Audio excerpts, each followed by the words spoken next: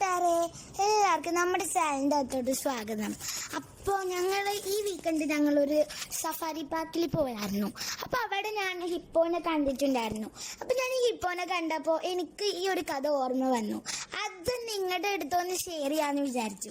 അപ്പോൾ നമുക്ക് നേരെ നമ്മുടെ വീട്ടിലോട്ട് വിട്ടാലോ. ഒരിക്കൽ ഒരു കാടുണ്ടായിരുന്നു.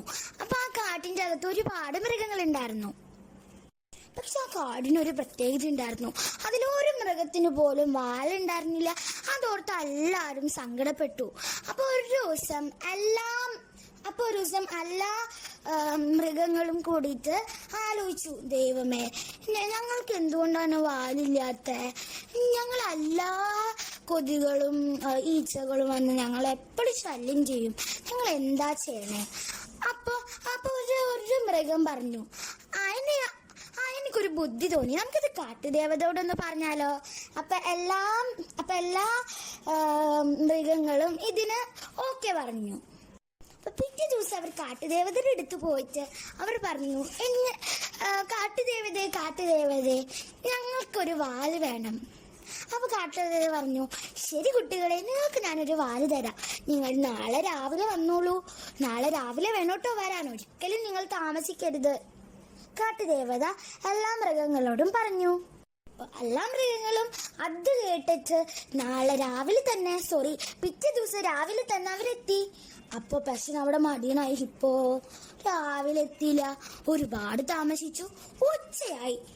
അപ്പൊ ഹിപ്പോ എന്റെ ഭഗവാനെ, അയ്യോ, ദൈവമേ, ഇപ്പൊ എല്ലാ മൃഗങ്ങളും പാല് മേടിച്ചിട്ടുണ്ടാവും. അയ്യോ.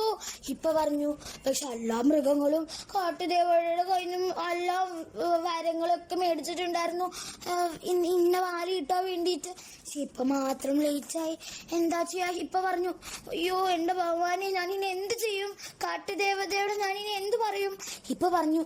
അപ്പൊ ഹിപ്പോ ഓടിച്ചെന്ന് കാട്ടുദേവതയോട് പറഞ്ഞു, പക്ഷെ എല്ലാ മൃഗങ്ങളും നല്ല വാലും അവരുടെ ആഗ്രഹത്തിനനുസരിച്ചുള്ള വാലെടുത്തു. ലാസ്റ്റ് ഒരു കുഞ്ഞു വാലുണ്ടായിരുന്നു. അപ്പൊ ആ വാല് ഹിപ്പോക്ക് വേറെ ഒരു ഓപ്ഷനും ഇല്ലായിരുന്നു. അപ്പൊ ഹിപ്പോ ഒരു കുഞ്ഞു വാലെടുത്തു. അപ്പൊ കാട്ടുദേവത പറഞ്ഞു, ഹിപ്പോ, നീ എന്തുകൊണ്ടാടാ ലേറ്റ് ആയത്? അതുകൊണ്ടല്ലേ നിന്റെ ശരീരത്തിന് പറ്റിയ വാല് നിനക്ക് തിരഞ്ഞെടുക്കാൻ പറ്റാത്ത? അപ്പൊ ഹിപ്പോ പറഞ്ഞു, ശരിയാണ് കാട്ടുദേവത, ഞാനൊരു തെറ്റാണ് ചെയ്തു പോയത്. അപ്പൊ കാട്ടുദേവത പറഞ്ഞു, ഹിപ്പോ, നിന്റെ കഥ ഒരു ഗുണപാഠമായിരിക്കും. ഹിപ്പോ പറഞ്ഞു. കാട്ടുദേവത സങ്കടപ്പെട്ടിട്ട് പറഞ്ഞു, അയ്യോ, ഇനി എനിക്കൊന്നും ചെയ്യാൻ പറ്റില്ല ഹിപ്പക്കുട്ട, നീ ആ വാല് തന്നെ എടുക്കണം എന്ന് കാട്ടുദേവത പറഞ്ഞു. ഇപ്പൊ സങ്കടത്തോടെ ആ വാലെടുത്തു.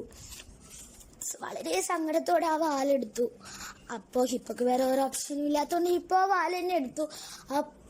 അപ്പൊ കൂട്ടുകാരെ, നിങ്ങൾക്ക് വല്ല ഐഡിയ ഉണ്ടോ? അതായത് ഈ കുഞ്ഞു വാലോട് ഇത്രയും വലിയ ശരീരമുള്ള ഹിപ്പോ എങ്ങനെ ഈച്ചകളെയും പ്രാണികളെയൊക്കെ ഓടിക്കുന്നു? വല്ല ഐഡിയ ഉണ്ടോ കൂട്ടുകാരെ? ഇല്ല. അപ്പൊ അതുകൊണ്ടാണ് ഹിപ്പോ മിക്ക സമയത്തും നമ്മുടെ വെള്ളത്തിൽ കിടക്കണേ.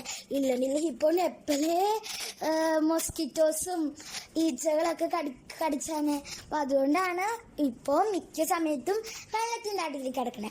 അപ്പൊ എന്റെ കൊച്ചു കഥ നിങ്ങൾക്ക് ഇഷ്ടപ്പെട്ടിട്ടുണ്ടെങ്കിൽ എന്റെ ചാനൽ ഒന്ന് സബ്സ്ക്രൈബ് ചെയ്യണം കേട്ടോ. ലൈക്ക് ചെയ്യണം, പിന്നെ ഷെയറും ചെയ്യണം. പിന്നെ ഞാൻ അതോടൊപ്പം തന്നെ ഞാനൊരു കുഞ്ഞു മോറലും കൂടി ഈ സ്റ്റോറിയിൽ പറയാം കേട്ടോ.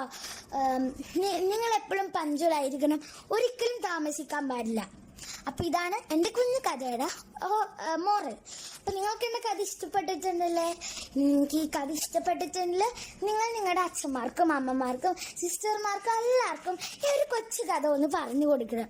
അപ്പൊ നമുക്ക് പിന്നെ ഒരു വീഡിയോ ആയിട്ട് കാണാം. അതുവരേക്കും ബൈ ഫ്രണ്ട്സ്.